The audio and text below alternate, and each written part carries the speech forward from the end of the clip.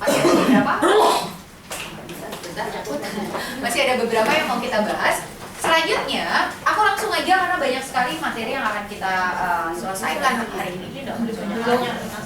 Ya, debt service ratio atau rasio kemampuan pelunasan hutang. Artinya dari total pendapatan yang teman-teman dapetin gitu ya, total income-nya teman-teman, berapa sih persentage yang dibutuhkan dalam 1 tahun untuk membayar total hutang tahunannya? Jadi misalnya gini, setahun total hutangnya sekian juta. Sebetulnya total hutang yang sekian ini bisa ditutupi dari hasil income-nya berapa persen. Bisa dipahami nggak? Misalnya total hutangnya katakan 50 juta. Total hutang 50 juta, sementara income tahunannya dia adalah 250 juta misalnya. Berarti kalau dilihat kayak gitu, rasio pembayaran hutangnya dari income tahunannya dia berapa persen? Ada nggak 20%? 20%. Nah, idealnya berapa? Maksimalnya nggak boleh lebih dari 35%. Tujuannya buat apa?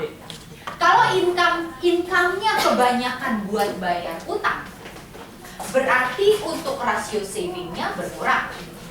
Yes. Terus kemudian rasio likuiditasnya pun berkurang. Kalau mau ideal, maksimalnya nggak boleh lebih dari 35%-nya aja dari total income annualized tahunan. Oke. Kegunaannya untuk menunjukkan berapa banyak jumlah pendapatan yang dibutuhkan dalam 1 tahun untuk membayar total hutang tahunannya. Sumber datanya cash flow statement, benchmarknya maksimum adalah 35%. Financial goal-nya diminimalisasi diminimalkan atau 0% pada saat pensiun. Fit, kalau misalnya ini cash flow statement-nya bulanan gimana, Fit? Kira-kira gimana? Di-annualize ya, di-annualize. Oke. Selanjutnya, di sini non-mortgage debt service ratio atau rasio kemampuan pelunasan hutang yang sifatnya non-hipotek. Kalau hipotek kan berarti KPR, berarti ini yang non-KPR. Total debt repayment non-mortgage dibagi dengan annual income. Oke, berarti total hutang yang harus dibayar di luar KPR dibagi dengan income tahunan. Gunanya untuk menunjukkan berapa banyak jumlah pendapatan yang dibutuhkan dalam 1 tahun untuk membayar total hutang tahunan di luar kredit rumah. Kredit rumahnya nggak termasuk. Karena kan prinsipnya kalau kredit rumah sebenarnya harga rumahnya naik ya, punya aset. Sumber datanya cash flow statement, benchmarknya maksimum adalah 15%. Financial goal-nya untuk mengendalikan pinjaman non-KPR, mengatur pola pengeluaran. Oke. Lanjut, solvency ratio. Jadi kayak gini. Kalau di sebuah perusahaan, solvabilitas itu penting. Kenapa? Untuk nunjukin seberapa sehat sih sebetulnya sebuah perusahaan. Kenapa, Pak? Bonafide. Yes, termasuk diantaranya bonafide. Bonafide nggak ya nih? Kenapa? Kalau kita bicara solvabilitas, artinya potensi bangkrutnya ini perusahaan sebesar apa sih? Sama seperti individu, personal. Personal bisa nggak dikatakan bangkrut? Bisa. Personal, individu bisa dinyatakan bangkrut. Apalagi kalau misalnya mau konglomerat. Oh, penting banget nih bicara masalah solvabilitas, solvency. Supaya apa? Supaya dia bisa melihat sebetulnya potensinya dia buat bangkrut tuh seberapa sih gitu. Dengan kekayaan yang dia miliki, kemudian hutang yang dia miliki, persentage-nya berapa persen. Kegunaannya untuk menunjukkan tingkat kemungkinan kebangkrutan seseorang. Sumber datanya balance sheet statement, financial goal-nya memaksimalkan kekayaan bersih dan meminimalkan pinjaman. Logikanya, orang dikatakan bangkrut kalau total hutangnya lebih besar jauh dibandingkan dengan total aset yang dia punya. Oke? Baru tuh dia bisa dikatakan bangkrut. Tapi tentu saja masih banyak pertimbangan gitu ya. Kita nggak serta-merta bisa bilang orang itu bangkrut karena total hutangnya lebih besar, no. Tapi prinsipnya, kalau dia punya secara personal, dia punya hutang lebih banyak dari asetnya, di mana dia tidak bisa membayarkan hutang-hutang yang dia miliki dengan asetnya, maka berarti solvabilitas yang dia miliki itu kecil. Oke, solvabilitasnya kecil. Kekayaannya itu kecil banget, malah nggak ada cenderung. Karena begitu buat dibayarin hutangnya masih ada, asetnya udah nggak ada, gitu kan? Benchmarknya ada nggak, Vivi? Benchmarknya ada nggak solvabilitas rasio? Semakin persentasenya kecil, bisa semakin bagus solvency. Karena kan logikanya, teman-teman, kalau misalnya total net worth dibagi aset, total net worth apa? Kekayaan bersih. Total kekayaan bersih. Mbak, total kekayaan bersihnya katakan 200 juta. Kekayaan bersih itu berasal dari mana sih, teman-teman? Aset dikurangi yes, dikurangin hutang. Terus kalau total asetnya berapa? Misalnya, berarti kan logikanya total asetnya itu kan masih lebih besar ya, karena itu kan masih kasar. Katakan total asetnya 300 juta.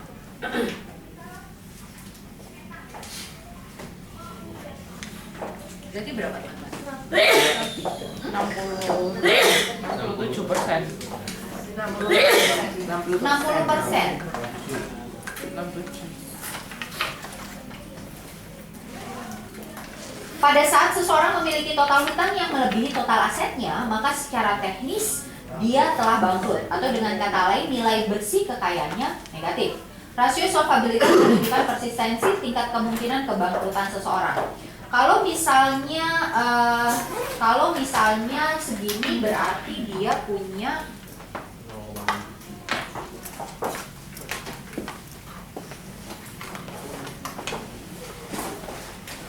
$200 dibagi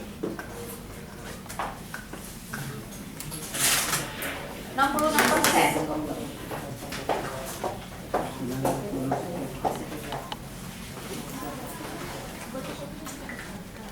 Berarti dia masih potensi untuk bangkrutnya masih jauh. Kenapa? Teman-teman, kalau ini berarti kan dia punya aset, ya. Dia asetnya, kemudian ini aset bersih.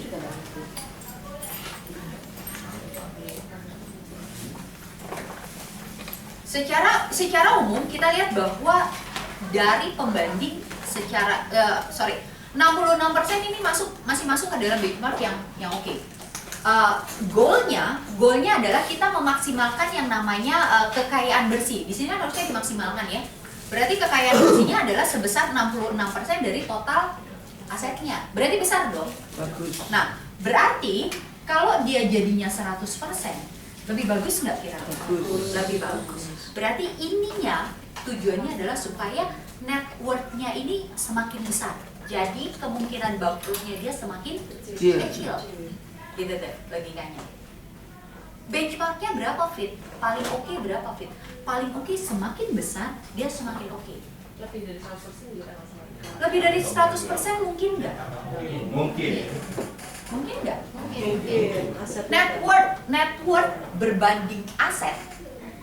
Kalau saya rasa lebih dari 100%. Nggak mungkin. Karena total aset dikurangi liabilities baru kita ketemunya net worth.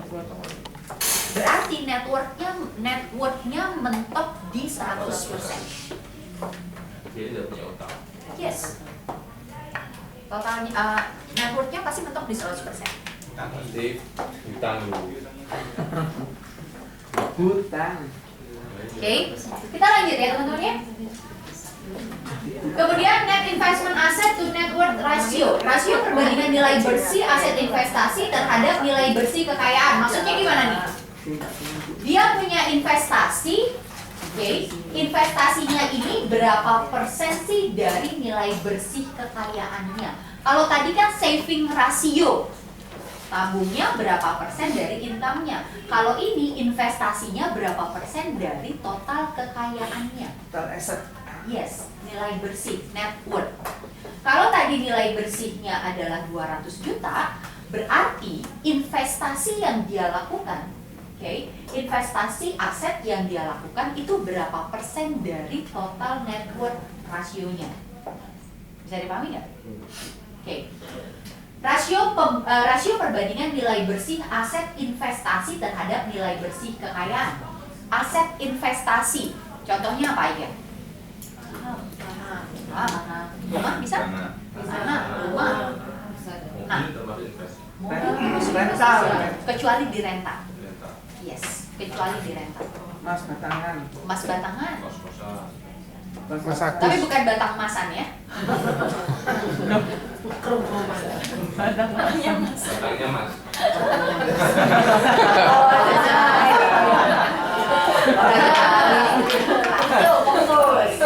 Nah, kalau yang Monas kan pucuknya yang mas, Ya, ini. kan bukan batangnya. Bahaya.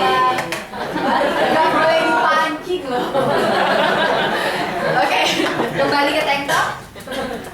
Berarti perbandingan yang tadi kita sebut sebagai net aset investasi, net aset Kok ke tank top? investasi. Hah? Tank topnya siapa?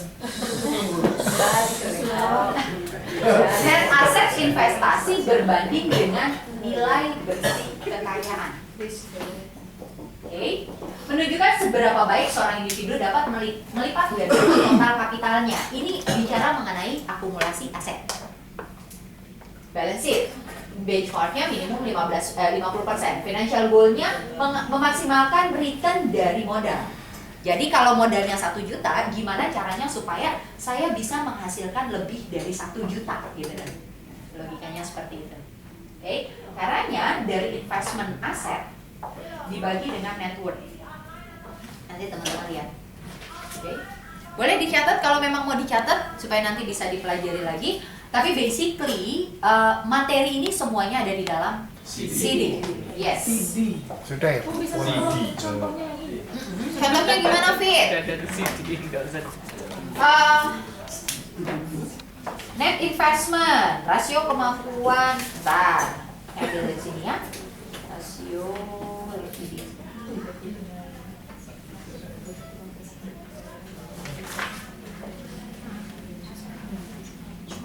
Oke.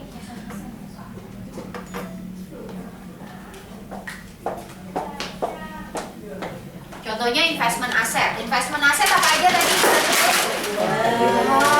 Belum dipakai loh, Bu.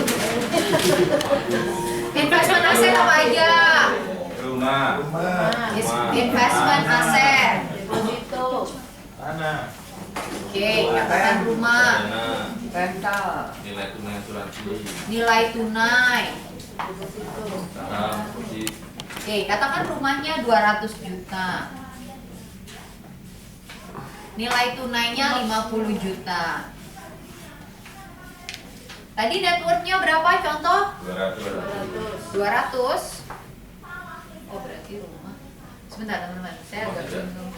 Rumah tidak investment. Tidak termasuk investasi. Personal. Berarti personal ya.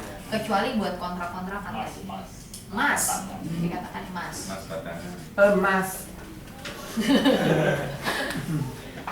Oke, emasnya sekitar 50 juta misalnya. Net worth-nya tadi investment aset berarti kan 100 juta. Dibagi net worth-nya tadi berapa net worth-nya? 200. Berarti ini berapa persen? 50%. 50%. Oke. Masih oke ya? Masih oke. Berarti kemampuannya dia untuk melipat gandakan asetnya itu potensinya 50%. Jadi kalau seandainya itu nilai tunainya itu misalnya 80 juta, jadi termasuk minim ya di bawah 50 ya benchmarknya. Iya. Berarti modalnya dia nggak kemampuannya nggak sampai 50% untuk dia Nggak sehat ya, Bu? sehat atau tidak. Kalau di bawah 50%-nya katakan masih 40-45. Sebetulnya kalau di financial check gitu ya, warnanya tuh kuning. Berarti harus tambahin lagi nih, gimana caranya, gitu kan? Oke. Baik, saya lanjut. Financial ratio ini bicara mengenai berapa sih perkembangannya income yang saya dapatkan setiap tahun. Kalau misalnya growth of income, pengennya sih tiap tahun naiknya paling nggak di atas inflasi, pengennya begitu. Nanti kita lihat lagi nih, gimana sih caranya mengukur peningkatan atau adjustment dari income atau komisi. Kalau tahun ini totalnya 10%, terus tahun besok, katakan tahun ini dapatnya 200 juta. Tahun sebelumnya saya dapat 150 juta. Berarti berapa persen nih? Sebetulnya ini cuma ngitung percentage kenaikan income aja, gampang. Bisa kan ya? Iya. Caranya gimana? Income tahun kemarin dikurangi, income tahun ini dikurangi tahun kemarin, dibagi tahun kemarin, kemudian dikurangi inflation rate. Berarti kita cari netnya kan? Bersihnya berapa? Nah, terus begitu teman-teman tahu yang namanya financial ratio terhadap baik nasabah teman-teman maupun financial ratio-nya teman-teman sendiri, apa yang harus kita lakukan, Fit? Apa yang harus kita lakukan? Selanjutnya, teman, dari apa yang kita lakukan, teman-teman bisa lakukan yang namanya analisa. Tujuannya adalah untuk menganalisa, teman-teman. Kan kita udah bikin balance sheet statement. Terus kemudian kita udah bikin cash flow statement, kemudian kita udah tahu saving ratio, kemudian kita udah tahu solvabilitas, terus kemudian basic liquid ratio dan semuanya. Next apa, Fit? Fungsinya buat apa? Saya udah tahu semuanya, terus kenapa? Gitu kan? Pertanyaannya itu kan ya teman-teman ya. Tujuannya adalah untuk melakukan analisa dalam konteks finansial.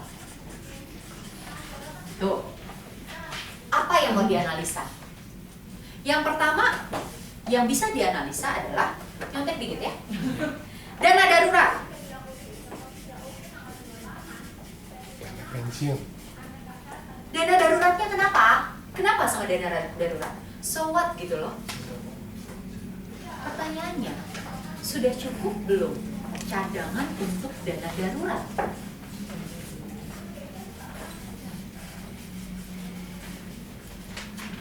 Karena tidak bisa dipungkiri yang namanya resiko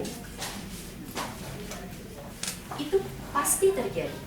Oke, berarti kita butuh dana darurat, dana cadangan. Udah ada belum?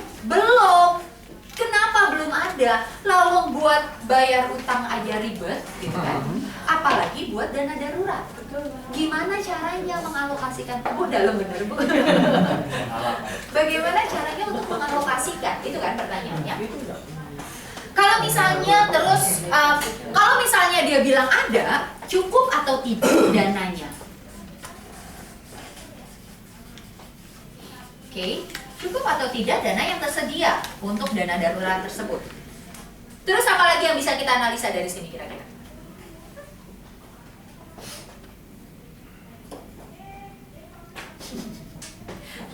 Kalau misalnya nggak cukup, ada nggak sumber dana lain? Astaga. Ada nggak sumber dana lain yang bisa mencukupi buat kebutuhan darurat? Misalnya tiba-tiba Pak Tono lagi. Nanti saya dimarahin Pak Ben. Bagus. Pak Agus kenapa? Bagus sih yang saya dengarnya. Oh, Pak Agus sih. Ya misalnya gitu ya, tiba-tiba dapat arisan. Berarti kan ada sumber penghasilan lain ya?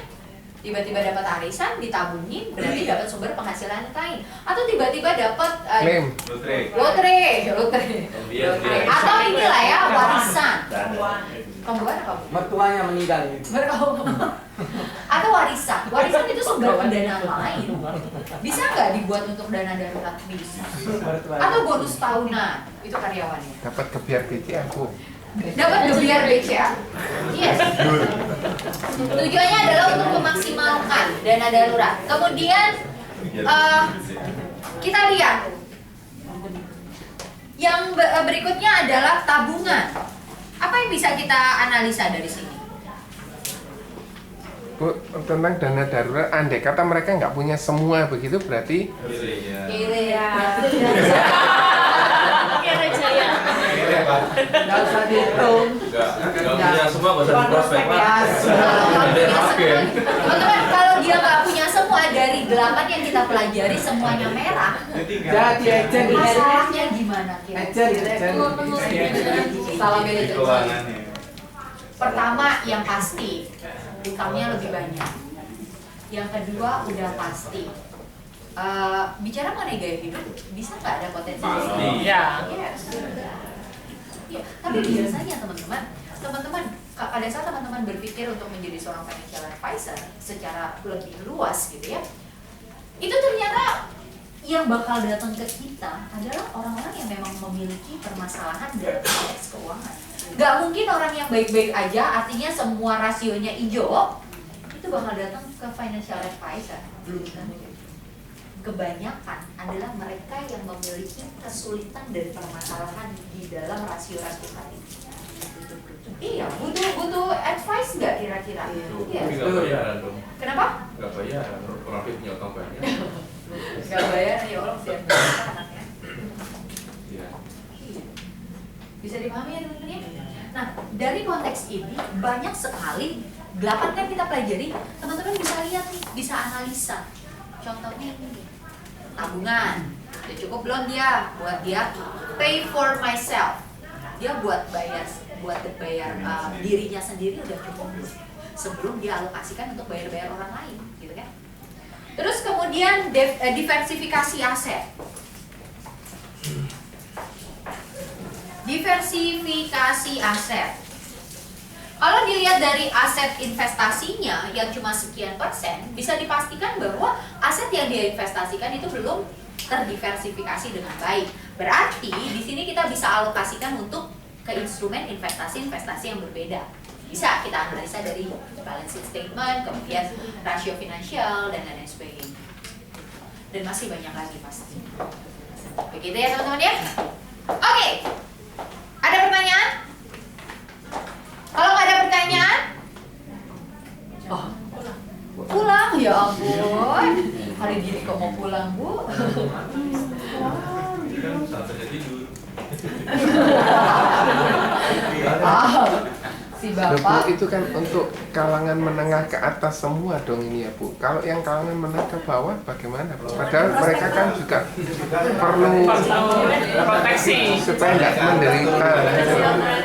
Teman-teman, ini buat kalangan menengah ke atas semua. Teman-teman, kemarin aku udah sempat sampaikan ya, kalau kita mau bicara mengenai konsep perencanaan keuangan, pergi diem. Capek deh. Teman-teman, kalau kita bicara mengenai konsep perencanaan keuangan, memang tidak sembarang orang bisa kita deketin dengan konsep ini. Tapi begitu teman-teman dapat, kena, ini dijamin kakak. Mujair ya, apalagi sering baca. Mujair neneknya Bu. Neneknya, tapi Allah dong Pak.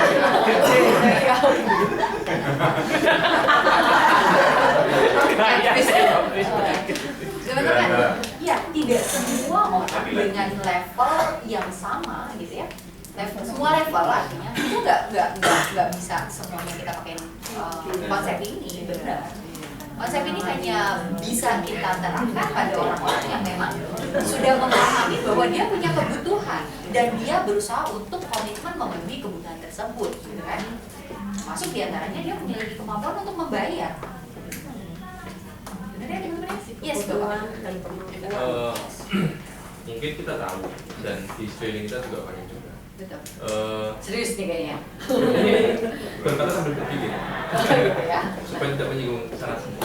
Salah banyak. Mungkin ada beberapa kalau kita lihat yang dia bekerja mungkin kita tahu yang dia terima cash flow-nya berapa, tetapi dia punya harta yang melimpah. Yes. Gitu kan. Nah, pada saat dia datang kepada kita jelaskan seperti ini, kita kan tahu penghasilannya berapa, asetnya seperti ini. Nah, itu mungkin nggak kalau seandainya pendapatannya cuma katakan 10 juta maksimal, tapi pengeluarannya itu lebih dari 10 juta. Gitu kan. Yang masih dikejar-kejar ini, misalkan seperti itu. Nah itu kita mau buat rasio seperti ini bisa nggak? Bisa merah semua barangkali. Betul, bisa merah semua. Tapi artinya gitu. Tapi secara keuangan, apakah dia cukup aman, Pak? Maksudnya kita bicara dia punya aset, dia punya rumah, punya Mungkin punya, tetapi dari hasil yang seperti itu barangkali. dari hasil yang seperti itu. Tanda kutip ya, korupsi. Oh, nah itulah Kita berbicara menariknya. kelas merah ya. Yes, itulah menariknya teman-teman. Itu potensi sebetulnya. Betul. Dan kebanyakan orang-orang yang datang ke financial advisor professional adalah orang-orang yang Money laundry itu. bukan money laundering. Artinya dia punya permasalahan bagaimana caranya saya bisa, iya, termasuk diantaranya dia minta advice gitu ya. Terus Fit, kalau orang-orang yang kayak gitu gimana, bisa nggak di prospek? Kembali lagi sih, saya sebetulnya kembali ke teman-teman gitu. Kalau potensi jelas itu potensi, tapi kembali lagi bicara mengenai etikanya seperti apa. Yaitu. Kalau dibilang potensi, saya setuju itu potensi, Pak. Karena sebetulnya dia punya aset yang berlimpah. Iya. Cuma kalau misalnya dia hanya mengandalkan income-nya aja, sementara yang aset di luar pendapatannya itu nggak dilaporkan kan, gitu kan prinsipnya ya. Bagaimana caranya kita bisa membantu untuk memproteksi asetnya? Bu, itu bukan money laundry, Bu. Switching, Bu. Berbeda, Pak. Berbeda. Hasil Tapi kembali, kalau misalnya konteksnya adalah dari hasil-hasil yang Seperti itu. itu dikembalikan sama teman-teman semua, Mau apa etikanya enggak seperti selesai. apa gitu. Bisa Kalau dipakai. closing 20 juta. Nurani. Ah, Nurani ya, Nurani. Aku siap sedia. Kalau udah ada begininya, Nurani masih berbicara nggak ya? Toh mereka juga nggak mau tahu Nurani atau tidak. Karena prinsipnya teman-teman, prinsipnya apa? Prinsipnya gini, mereka sebetulnya mau bayar mahal karena toh mereka mampu. Cuma kembali, kalau kita refer kepada prudential, kita tuh comply banget, ya. Kalau teman-teman mau menjelaskan itu, kita comply banget loh sama yang gitu. Kira-kira bakalan di accept nggak? Sementara Anda tahu kalau itu berasal dari Kalau dia ngasih, bukannya dia tuh ngasih tahu tuh enggak gini loh. Dia kan contohnya ini anggota dewan gitu kan. Anggota dewan notabene kan berapa sih pendapatannya gitu kan.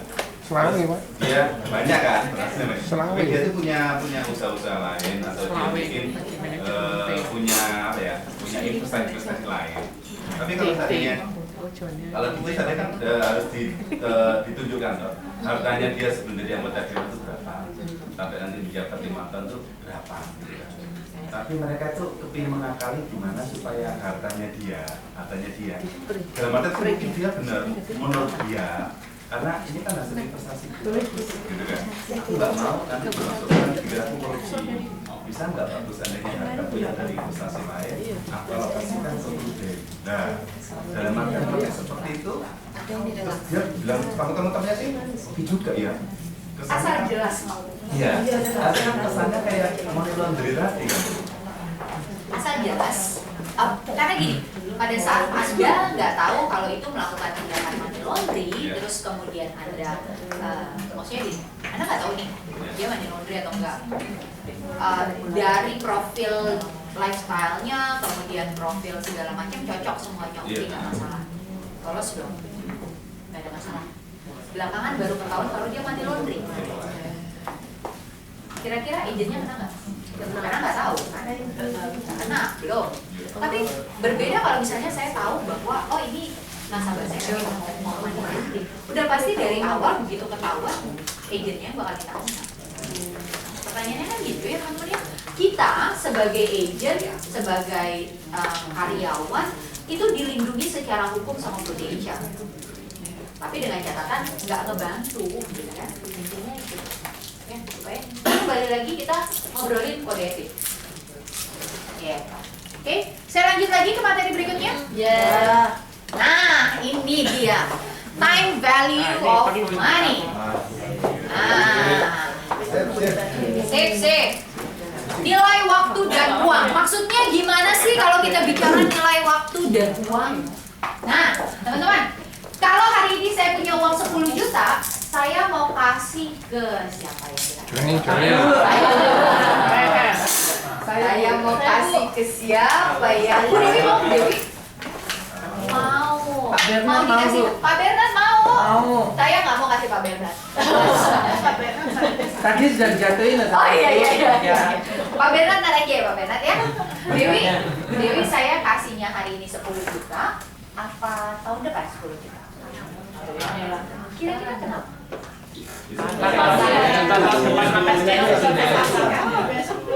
Inflasi. Bisa sebelah lagi diskon. Nah, yes. Kalau hari ini banyak sekali yang kita bisa lakukan dengan 10 juta. Misalnya kita investasikan dengan return yang 15% setahun. Saya mau returnnya 15%, berarti saya mau masukin ke equity. Atau mungkin nggak usah diinvestasiin deh, mau belanja hari ini bisa, gitu kan? Terus apa lagi? Kalau misalnya 10 juta hari ini, mau diputar uangnya, mana tadi tukang kredit ibu? Ambil panci, dikrediti, diputerin. Hari ini nilainya pasti 10 juta. Tapi kalau tahun depan 10 jutanya secara value masih 10 juta nggak? Oh, secara value, secara nominal sama 10 juta. Tapi secara value dia masih 10 juta nggak? Kenapa? Inflasi. Itu yang disebut time value of money. Semakin bertambah waktu, maka nilai uang atau nilai rupiah itu semakin berkurang. Kenapa? Dia tergerus di antaranya inflasi. Pertanyaannya adalah, kalau saya mau melakukan investasi yang seperti apa, kapan, dan berapa returnnya untuk memenuhi kebutuhan yang di masa yang akan datang, sehingga value-nya sesuai dengan yang saya harapkan. Berarti kita harus tahu dong nilai hari ini sekian, tahu 10 tahun yang akan datang nilainya itu berapa. Di sini tujuan trainingnya adalah memberikan pengetahuan mengenai konsep dari nilai waktu dan uang, membekali para peserta dengan konsep perhitungan perencanaan keuangan, memberikan latihan penghitungan kebutuhan perencanaan keuangan dengan contoh kasus. Nanti kita akan latihan pakai contoh kasus. Gak sia-sia dong. Gak sia-sia, tenang aja. Faktor yang harus dipertimbangkan, kerangka waktu pasti, berapa lama, sampai kapan, pembayarannya berapa kali, itu yang disebut sebagai kerangka waktu. Selanjutnya, dana yang dibutuhkan. Saya mau anak saya kuliah 14 tahun lagi dengan biaya 500 juta. Jelas dong, berarti future value-nya kita harus punya 500 juta. Sekarang saya harus punya uang berapa nih supaya nanti jadi 500 juta? Yang kita sebut dana yang diperlukan berapa nih? Untuk 500 juta, 14 tahun yang akan datang, sekarang saya punya duit berapa? Nah, kesian. Hitung saya ya Pak ya? Dihitung juga. Kan kalau dana hari ini kan kita bisa lihat ya. Yang kita nggak bisa lihat kan dana tahun berikutnya. Yes. Uang yang tersedia sekarang berapa? Untuk memenuhi 500 juta, saya harus punya return berapa per tahunnya? Sehingga nanti ada yang namanya compounding. Dia bertambah terus gitu. Oke. Selanjutnya, profil resiko investasi. Kembali kita pasti bicara profil ujung-ujungnya. Kenapa? Mengingat tidak semua orang agresif, tidak semua orang moderate, dan tidak semua orang konservatif. Jadi kita harus pastiin dengan jelas profil resikonya seperti apa sih, supaya nanti placement instrumennya nggak salah. Rate of return uang yang diinvestasikan.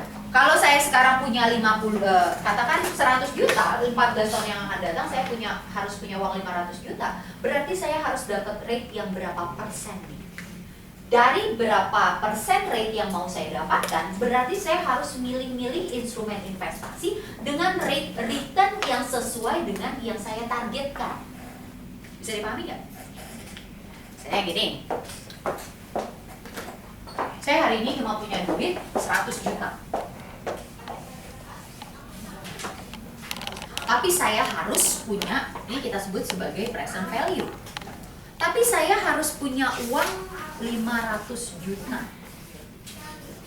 10 tahun lagi. 10 tahun yang akan datang.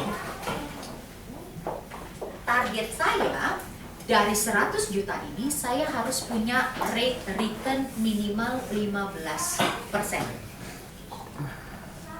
Sebetulnya bisa dibalik sudut pandangnya, teman-teman. Saya target dapat returnnya 15%, berarti saya harus masuk instrumen investasi equity. Equity. Tapi kalau dia bilang saya nggak berani equity, tapi saya pengen dapat rate return yang bagus. Manage fund plusnya berapa? Manage fund plus berapa? 14%. 14% pertanyaannya sudah mencukupi belum untuk memenuhi 500 juta di 10 tahun yang akan datang? Kalau belum dilihat. Nanti pada akhirnya dia harus ada top up untuk memenuhi misalnya. Itu disebut sebagai strategi.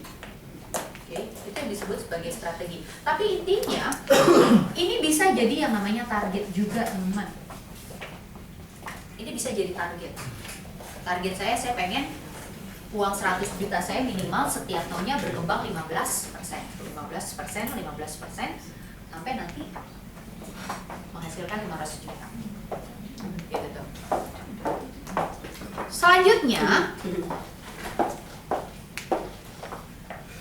future value atau nilai masa depan, nilai dari jumlah dana yang ada sekarang pada satu tanggal tertentu di masa depan dengan mengaplikasikan bunga majemuk atau compound interest dalam suatu periode waktu tertentu.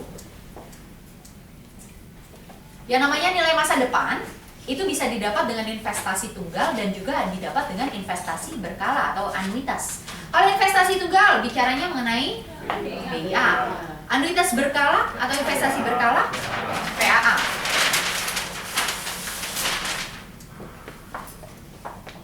Kalau pembayaran berkala nih kayak misalnya ini loh, kredit motor gitu kan, ada yang bayarnya awal bulan, ada yang akhir.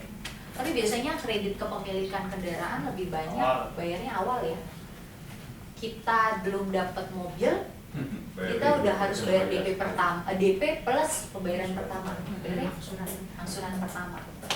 Terus kalau yang bayar nggak bayar ditarik, belum Pak. Kan belum dikirim apa pun. Gambarnya. Iya, gambarnya ditarik. Terus ada juga anuitas dengan pembayaran awal periode.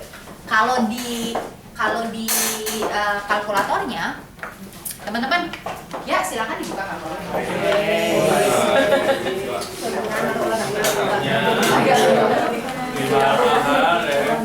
Akhirnya dipakai juga. Akhirnya, Gopetia nggak sia-sia. Aduh, nggak maju saya. Gope pasti Gopece. Jadi salah dikit.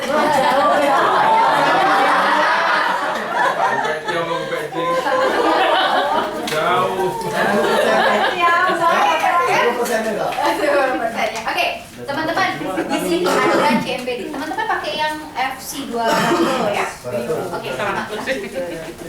CMPD. CMPD yang mana? CMPD. Oh dulu. Iya gue di on dulu. Dapat dulu. Onnya yang mana? Kanan atas ya. Jadi kalau bisa sampai ke grup Oke, anuitas. Nah, teman-teman, bedanya anuitas di akhir period dan di awal period adanya di sini. Di compound interest ada set N. Nah ini bisa keluar mana?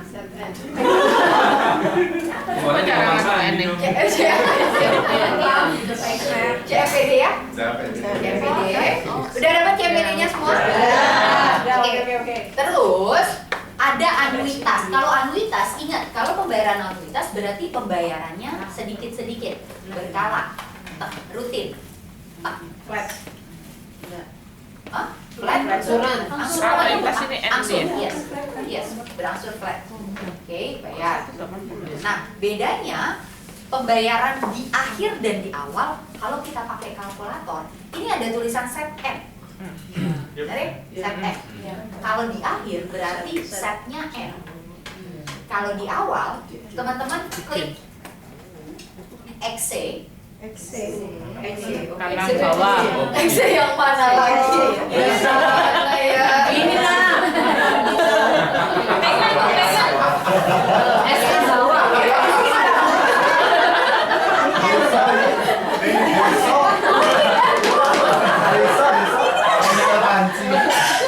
Katanya ngaburin ini alasan. Ini penting loh buat kredit pagi. Ini loh Gak bisa gitu loh. Oke, nih Excel udah ya, Excel. Ya, sudah. Oke. Nah, kalau awal period begin, langsung diklik Bikin. Kliknya. Oke. Bentar. Error. Kliknya pakai apa?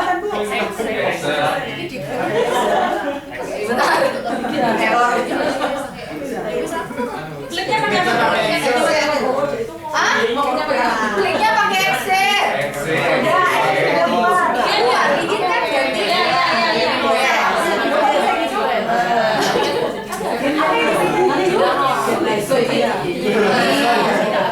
Bikin kan? Teman-teman, biasanya kalau pembayaran anuitas berkalanya di akhir periode, dia nggak di soal itu nggak pakai nggak dikasih tahu di awal atau di akhir. Jadi kalau misalnya nggak ada di awal atau di akhir, udah setnya N aja. Tapi kalau misalnya di awal periode Pak Tono bayar segini, tiap bulan selama sekian, berarti kita harus ganti ke bikin. Oke? Oh ya, bedanya nih. Berarti clue soal berikutnya nanti. Awal itu maksudnya awal bulan sama akhir bulan maksudnya beda. Yes. Kenapa sih awal bulan sama akhir bulan? Kok lain? Kok lain? Jelas. Kalau awal bulan, kayak tadi, Bu, 10 jutanya mau sekarang apa tahun depan dong? Oh, maksudnya itu. Mau nih. Kan bulan. Hah? Sebulan, sehari, setahun? Teman-teman, telat bayar mobil aja dendanya berapa sih sehari? Bener? Yes. Nggak tahu ya?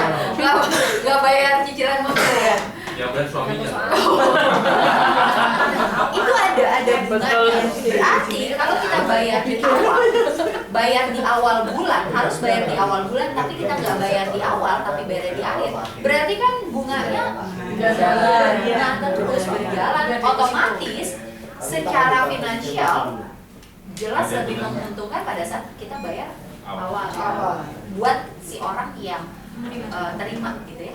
Dan secara umum yang ngitung ke orang yang bikin apa yang Nanti dulu.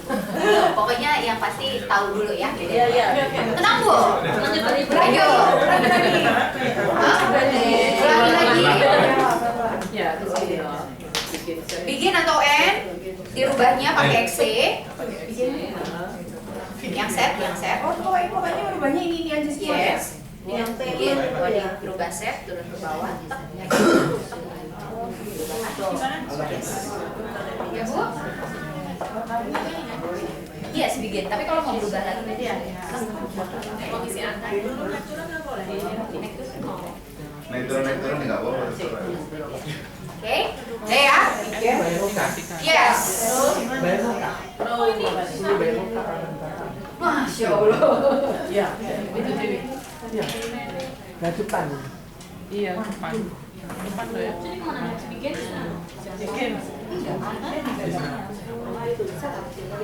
Error Bu, ganti.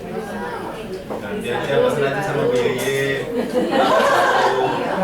Kita sih rekomendasikan untuk yang atas mau FC 100 mau FC 200 lebih mudah pembedaannya.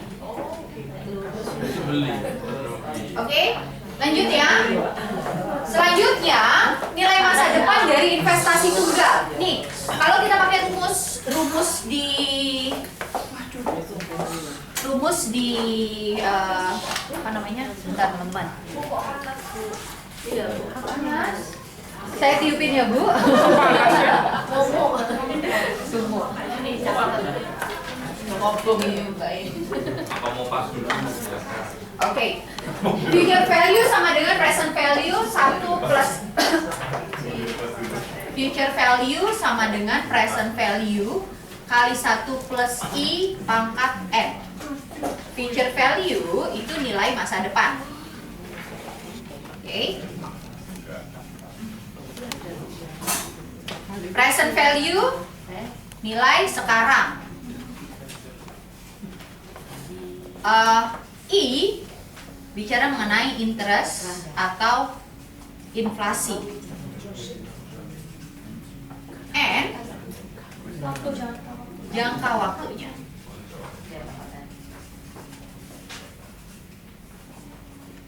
Nah, menghitung future value itu caranya macam-macam. Teman-teman bisa pakai tabel. Kalau lupa nggak bawa itu, kalau lupa nggak bawa kalkulator, atau pakai FDR. Kita akan belajar pakai tabel dan pakai apa ini namanya? Kalkulator. Untuk pakai FDR kita belajar di tanggal 19 nanti. Oke? Lanjut. Bentar Bu, slowly. N. Ini ada toh. Yang ini berkompetisi. N. Biasanya M memang bulan.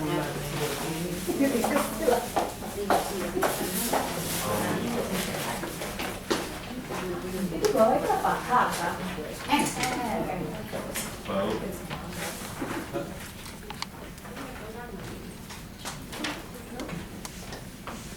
Oke. Finish. Lanjut. Lanjut. Kita lanjut. Contohnya hari ini ada yang namanya Mira. Tidak ada aman. Apa? Hari ini Mira beli emas batangan harga 40 juta sebagai investasi. Dia berharap terjadi peningkatan sebesar 20% per tahun. Bunga majemuk tahunan atau compounded annually selama 5 tahun ke depan. Berapa nilai emas Mira di tahun kelima? Yuk, kita lihat. Berarti tadi ini dia punya future value nggak? Ya. Nggak? Hah? Ya. Belum. Karena yang ditanya adalah future value. Ya sudah dihitung. PV-nya berapa? 40 juta. I-nya berapa? 20%. N-nya berapa? 5. Pertama, kita mau cari ini punya 40, 20, dan 5. Teman-teman ambil tabel. Teman-teman ambil tabel dulu. Tabel berarti kita ambil tabel yang faktor nilai masa depan.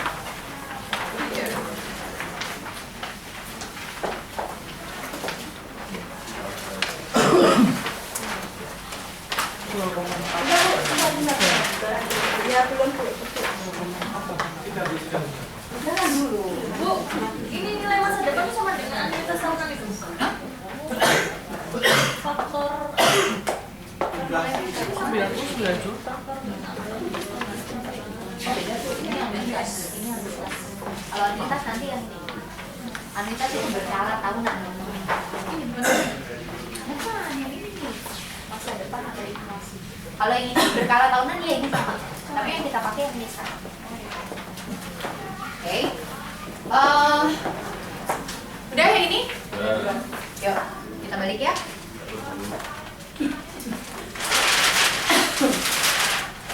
PV-nya 40 juta dikali 1 plus I pangkat N itu kan yang kita nggak tahu. 1 plus I pangkat N. Caranya gimana? Kita lihat tabel faktor nilai masa depan. Udah ketemu semua? Ya. Oke. Faktor nilai masa depan, cari return-nya.